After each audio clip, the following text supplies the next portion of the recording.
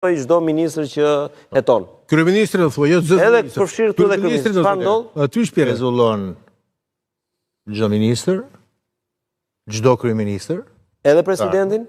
edhe president. Ska as presidenti imunitet? Dhe këdo tjetër i cili është në nënhetim, pra ka një procedim penal, i është atribuar cilësia e të akuzuarit, është në detyrë, pra që ka rrezik o të kontaminoj provat, o të ikë, o të kryej të njëjtën vepër penale. Kështu që këtu s'ka asnjë çudi. Përkundrazi, ky është synimi që duhet, kjo është prova, ky është testi i drejtësisë. Se nëse kemi nga 2016 e këndej, drejtësia e re, reforma në drejtësi, se Partia Socialiste është djepi që e ka lindur dhe do ta mbrojë drejtësinë e re, ky është testi. Pse s'ka ndodhur më parë? S'ka ndodhur më parë sepse ne kemi pasur një sistem i cili pjesën e politikës së lartë e kishte mbi ligjin me kaq e thjeshtësht. S'kishte guxim asnjë. Të donte një ministër, aq më pak kryeministër. Mirë, megjithatë, kjo praktik nuk e bën politikën vulnerabël ndaj pushtetit. E bën dhe kështu duhet jetë. Tani kështu duhet jetë, nuk e di, atëherë çdo të lutem. Atëherë le të themi gjëra të hapur, nuk ka tender në këtë republikë që nuk ka probleme dhe nëse hyn me lup mund gjesh probleme. Pra e bie që asnjë ministër mos rrin këmbë. Po, do ta them unë. Dakor? Asnjë nuk rrin në këmbë. E për këtë arsye, do duhet nga sot e tutje, nga dje e tutje, çdo ministër, zëvendës ministër, kryeministër në fakt nga fillimi, e me radhë, kur ta hedhin atë firmën në tendera, në leje, në licenca, të maten mirë. Janë administrat, paguen mirë, nga paratë e shqiptarëve, menaxhojnë paratë e shqiptarëve, menaxhojnë të tashmen dhe të ardhmen e shqiptarëve, e kanë zgjedhur vetë të shërbejnë, ndryshe dalin privat, e të bëjnë para sa duan, për këtë arsye, do duhet ke parasysh tashmë ligji të zë.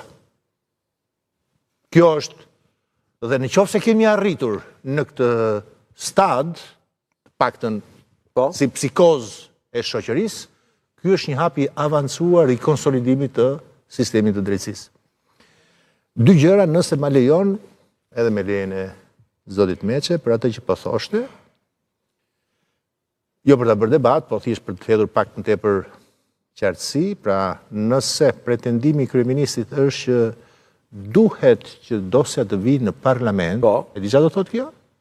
Kjo do të thotë të kthesh dhe një herë sistemin e imuniteteve të dikurshmin. Me fjalë tjera, të japësh parlamentit të drejtën që të thotë këtë hetoje, këtë mos e heto.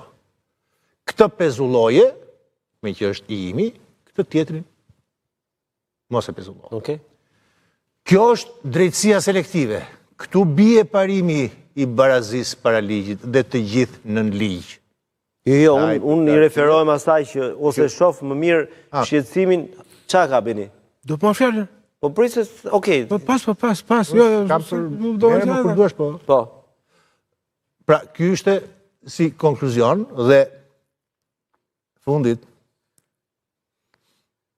Jo, unë e kisha diçka me atë që tha Nesturi, se është një tezë që është shumë interesante edhe për ta zgjeruar në vazhdim për atë që mund të ndodhë. Kjo masë, siç thot Nesturi, që është për një situatë alarmante, është një masë që rrezikon të shkel fundit edhe drejtat politike të klasës politike? Jo. Ne jemi në një situatë anormale. E di pse? Për shkak se sistemi. Po pse jemi në një situatë anormale? Po pra ta them, atë që the, se edhe përgjigjen ti pakës më parë.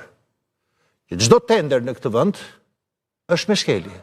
Që do thotë korrupsioni në këtë vend është kthyer në mënyrë jetese të shtetit shqiptar. Okej, po korrupsion ka edhe në Europë, po nuk shohim masa të tilla, pezullim ministrash për shkak. Jo, do të jap një shembull të thjeshtë? Po. Disa. 92-shin, të kujtohet, besoj, manipulite në Itali. Po. Mori nga i pari ke i fundit, majtas dhe djathtas. Shohi prokuroria një kast politike midis Partisë Socialiste Italiane Dikushme, po. dhe Demokracisë Kristiane, që nga lufta e dytë botërore. Po, ja, këtu më pëlqen